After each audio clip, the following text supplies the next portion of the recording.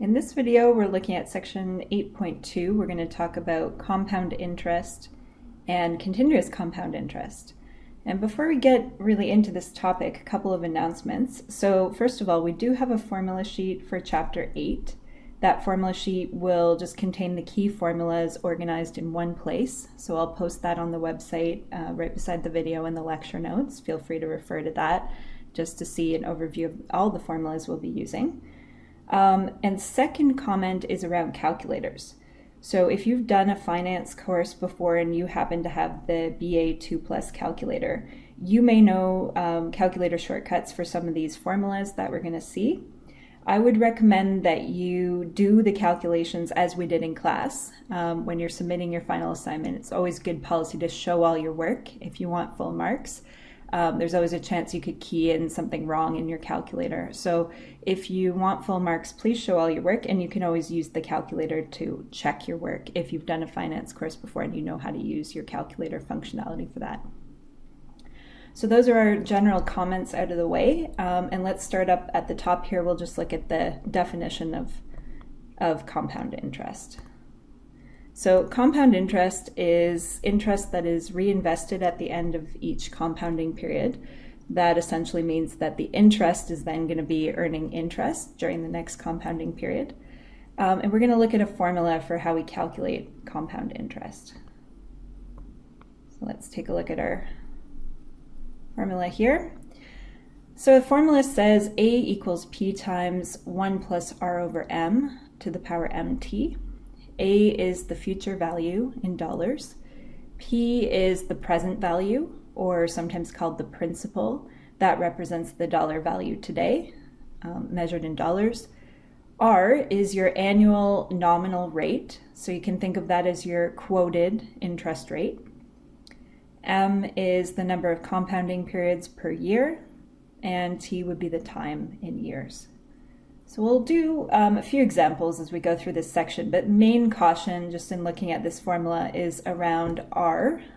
So let's make a point looking at this here. R is always written as a decimal. So if someone tells you that the interest rate is 3%, then we actually write R equals 0.03. So always try to express R as a decimal. All right, well, looking at this formula that we've got up at the top of the screen here, we can re-express this in a slightly cleaner way. So let's look at the second formulation here. So we could also say A equals P times 1 plus I to the power N. So what we've done is we've replaced the R over M with an I, and we've replaced the MT with an N. So when we say I equals R over M, that's giving us our interest rate per compounding period. So that would be something like your daily interest or your monthly interest, for example. And then instead of saying M times T, we can just group that together into a new symbol N, and that's going to represent our total number of compounding periods over the life of the investment. So with that, I think we're ready to jump into our first example. So what we're going to do here, we're going to calculate the future value and the amount of interest if $100 is invested for 10 years at a 5% interest rate, and we'll do a couple of variations, one where we're compounding annually and the second where we're compounding monthly. So let's start off with the annual compounding. All right, so our principal, $100. Our time in years is 10. Our annual nominal interest rate, or the quoted interest rate, is 5%. We're going to write that 0.05. And we're doing annual compounding. So M is representing our number of compounding periods per year. If we're compounding annually, that just means one time per year. What we're trying to find is the future value. That's what we call A. So according to our formula, we're going to take P times 1 plus R over M to the power MT, and we'll just plug everything in here and see what that works out to. So 100 times 1 plus 0.05 over 1, and our power M times T is going to be 10. If you want, you can simplify this 0.05 over 1, just call that 0.05. Okay, so let's plug that into our calculator with the correct bracketing, and we should get approximately $162.89. Since we're talking dollars and cents, it makes sense to round all our answers off to 2 decimal places here. Okay, and remember there were 2 parts of the question, so we want to find the future value and the amount of interest. Usually when we're talking interest, we'll call that capital I. And if you want to figure out how much interest you've earned over the life of the investment, then you would take your future value, which is what you end up with, minus your principal, which is what you started with. So that difference is all going to be interest. It would be $62.89. So 100 was the original investment, 62.89 was the amount of interest earned. So let's see how that's different when we do monthly compounding. So now M is going to be 12. We're compounding every month, so 12 times per year. All the other numbers, the P, T, and R, are going to be the same as from part A. So A is going to be P times 1 plus R over M to the power MT. P still 100. We're going to go 1 plus 0.05 over 12. And then we're going to take that M times T. Remember, M is 12, so it's going to be 120. So this 0.05 over 12, that's now our amount of interest that we're earning every month.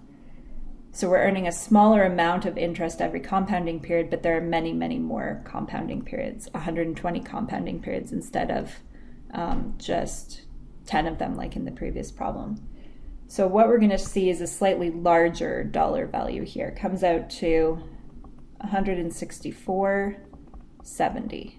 So notice not a big difference from part A, but it is a slightly bigger value.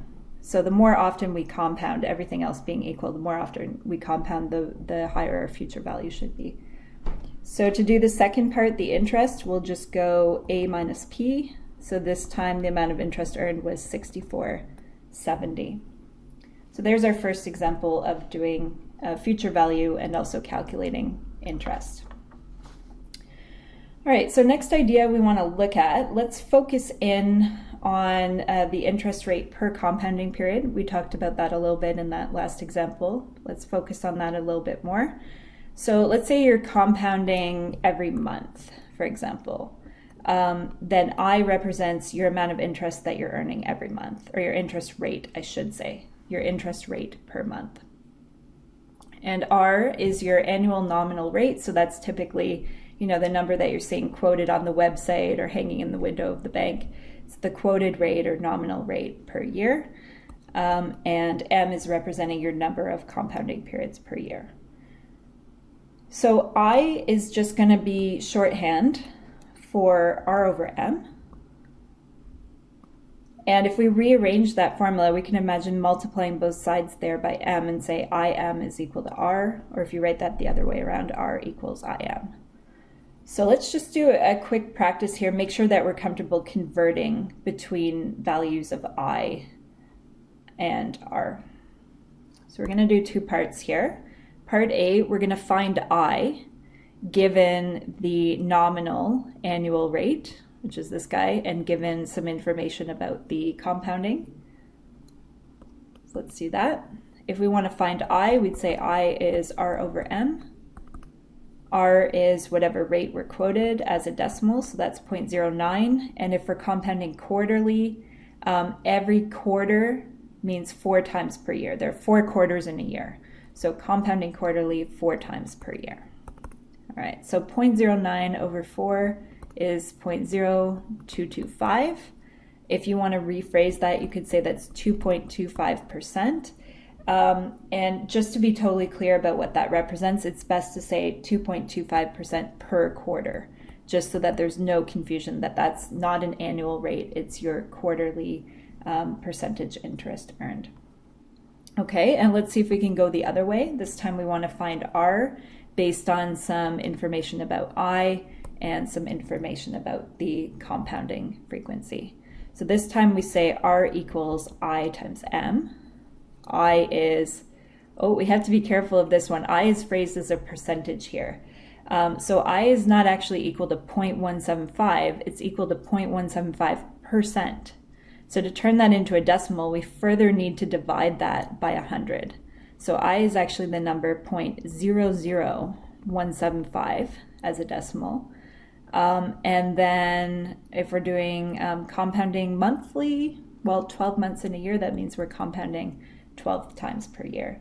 So we're going to take that 0.00175 multiply by 12 and see what we get. We get 0.021, so we can say that's 2.1%. R is always representing an annual rate, so it's fine to just leave it like that. You don't necessarily have to say 2.1% annually. So that's your nominal or your quoted rate that you would see on a website, for example. All right, so that's a little bit of extra practice, just making sure we understand the distinction between R and I. So next thing we're going to look at now is a number called Eulers number. In symbols, we're going to call it E, and its specific numerical value is close to 2.718. So we're going to see how to calculate this on our calculator, and then we'll see exactly what this is used for in a finance perspective. Because we're allowed two different calculators in our course, I'm going to show you the Sharp version and the BA2+ version as well. Let's look at the Sharp one first. So if you want to access this number on your calculator, hit the second function button, and then hit the button that says LN, and above that key you're actually going to see a little e to the x symbol. So the e to the x is actually a second function to that key. So by hitting second function and then LN, you're accessing that function e to the x, and then you type in whatever you want your exponent to be. If you're just trying to find e, that means you're finding e to the 1. So your exponent is 1, you type that in next, and then you press equals. And that's how you're going to see this value of Euler's number, or E, come up on your screen. Okay, if we're doing this on the BA calculator, a little bit different. The BA actually has a few different settings, but most commonly it accepts the exponent before it actually does the calculation. So most of the time that means you're putting your exponent in first. So I would type in the 1, because that's our exponent, hit second for your second function, and again you want to find that key that says LN on it. On the BA it looks like this, LN, and it's got a little e to the x above it just to remind you that that's how you're going to access the E. So try that on your calculator and see if you're getting a value around 2.718. All right, so let's talk about what this Euler's number, or E, is useful for. Remember that we said before that M represents our number of compounding periods per year. So imagine what would happen if we were compounding 100 times a year, or 1,000 times a year, or even 1,000,000 times a year. You could imagine compounding every second or every millisecond. And you could ask yourself, well, what if I were basically compounding all the time? So M would be going to infinity, meaning M is just a very large number. If we were actually compounding at every single moment, you'd say essentially M is infinity, but we're really thinking, okay, what happens if we compound increasingly often and we just let M become increasingly big? It turns out that this expression, 1 plus Rm over Mt, which we see in our future value formula, that actually becomes e to the RT as M goes to infinity. So this gives us a slightly simpler formula that we can work with. We're now going to be able to say A equals P e to the RT when we're doing continuous compounding. So continuous compounding is a situation, theoretical situation, where we imagine adding the interest back in instantaneously and constantly. So we're letting M go to infinity, and M disappears from that formula.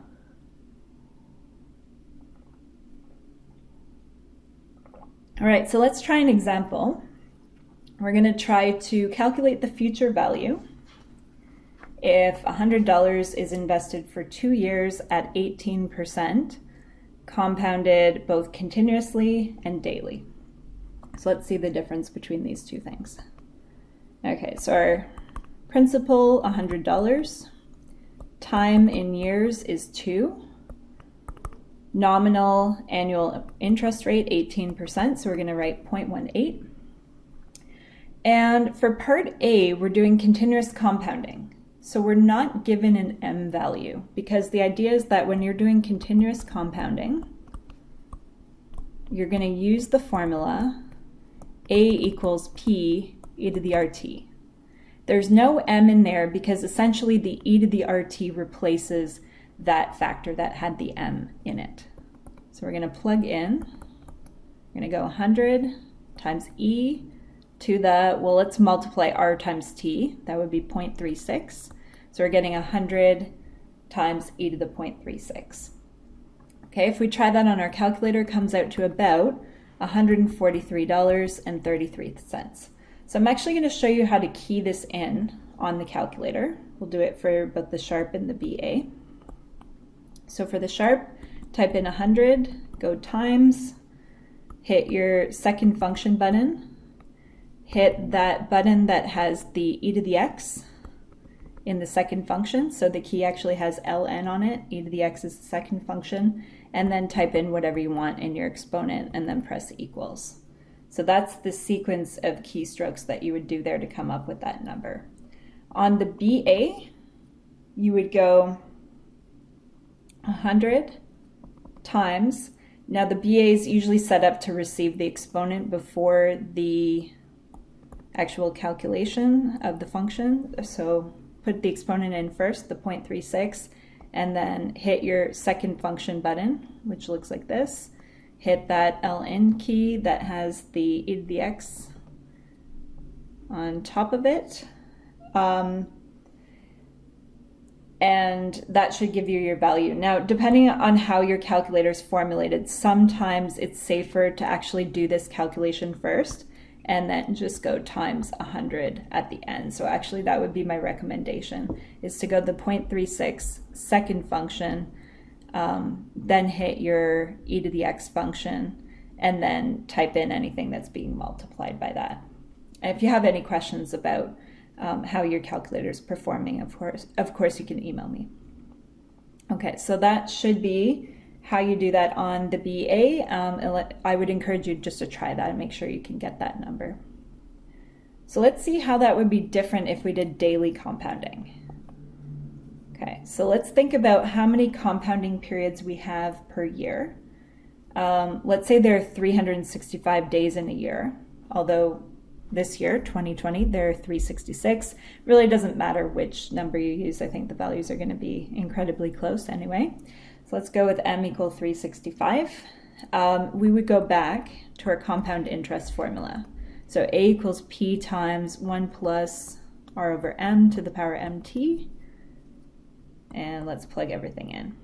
So 100 times 1 plus, let's refresh our memories on the r here. The r was 0.18. M is 365. And then we need to take m times t. Okay, well remember t was 2. So we're taking 365 times 2, which is 730. That's our exponent there. So 100 times 1 plus 0.18 over 365 to the 730 comes out to about $143.32. So what we should see is that the number in part A should be slightly larger, just ever so slightly, because we're compounding basically infinitely many times, theoretically, in part A, versus in part B only compounding 365 times per year. And yet the two numbers come out incredibly close. So by the time you get to daily compounding, effectively there's no difference between that and the theoretical continuous compounding. Okay, let's try different type of example now. A little bit more practice with these formulas. So next problem, we want to know how much should you invest today at 6% to have $10,000 in 5 years under a few different circumstances. Okay, so part A, We want to know how much should we invest today? So that's our principal or present value. That's what we're trying to find. Our annual nominal interest rate, 0.06. Our future value that we want to have 5 years from now, $10,000. So that's A. Time in years is 5. And for part A, we're compounding quarterly. So 4 quarters in a year. All right. So pulling out our compound interest formula, A equals P times 1 plus R over M to the MT.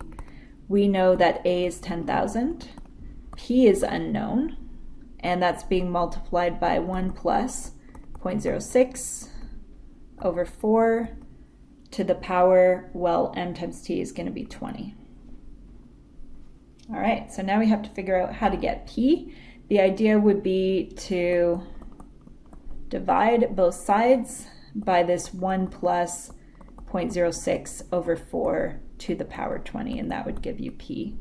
So just doing that on your calculator, 10,000 divided by, just bracket exactly the way we have here, and you should get P value of about $7,424.70. So should make sense that this is going to be less than $10,000. We're talking about how much should we put in today so that our money can grow to $10,000 5 years from now. All right, let's see how this would be different had we done continuous compounding. So with continuous compounding, your money's going to grow slightly faster. That means that we should be seeing a present value that's slightly smaller in part B. Let's check it out. Let's just add a little bit more space here, and then we'll be able to figure out that part of the problem. Okay, I'll add a bit more room for our part B here. Great. So part B, the idea is that now we're doing continuous compounding. So we're not going to have an M value. We're going to be using the formula A equals P e to the RT. We know our future value is 10,000. P is what we're trying to solve for. E is the constant number that our calculator calculates for us. And then into the exponent, we need to put R times T. Okay, so if we take 0.06 times 5, that's going to give us 0.3. So that's going to be our exponent there. And therefore, to get P, we're going to divide both sides by E to the 0.3. So that's going to be our P value. And that comes out to, let's just write that down, P comes out to about $7,408.18. So sure enough, that is just slightly smaller. Just looking back at part A here, here's our answer for part A. So our answer in part B is slightly smaller because our money's going to grow a bit faster when we're doing continuous compounding. Okay, in terms of how to put this in on our calculator, for the Sharp calculator, you would type it in literally 10,000 divided by e to the 0.3. For the BA 2+, let's just talk about that quickly. You can do your 10,000 divided by, and then again, the calculator likes to receive the exponent first. So you'd go 0.3, your second function, hit your e to the x key, which is that one, and then press equals, and you should have your answer. So that's your sequence of keystrokes for the BA calculator. Okay, so last idea that we're going to look at in this section is the idea of annual percentage yield. This is sometimes called the effective rate, and that is the interest rate that you actually receive. This is different than R, which is the quoted rate or the nominal rate. Okay, so the rate that we actually receive, the annual percentage yield or the effective rate, we'll just write APY for short, for annual percentage yield. And there are two formulas depending on whether we're doing compound interest or continuous compounding. So the idea where these formulas come from, we're putting a p-value of 1 just to represent what happens to $1, and we're doing a time value of 1, basically saying how much interest is $1 going to earn over 1 year. And when we look at that amount of interest, that's actually our effective interest rate, or our annual percentage yield. So that's where those formulas come from. All right, so let's do one calculation for each of the cases here. We'll do the compound interest and then the continuous compounding, and we'll be good. So for part A, we can see that we're compounding quarterly, so that's compound interest, and we're going to say APY is 1 plus R over M to the power M minus 1. Okay, so R is just this rate that's given in the question here. It's the 0.0495. Remember to turn that into a decimal. And then we need to divide that by however many compounding periods we've got per year, which is 4. And then the exponent is that same M value, and then subtract 1. Okay, so technically what we're doing in this formula is this is the future value that you're going to end up a year later, and then you're subtracting your dollar that you put in. And what that's giving you is the amount of interest that is then in your account based on that $1 that you put in for 1 year. So if we try that on our calculator, that comes out to about 0.0504, and you can turn that into a rate just by saying 5.04%.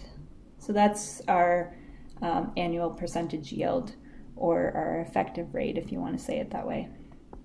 So notice that the effective rate is slightly higher than the quoted rate, because the quoted or nominal rate actually has some compounding applied to it.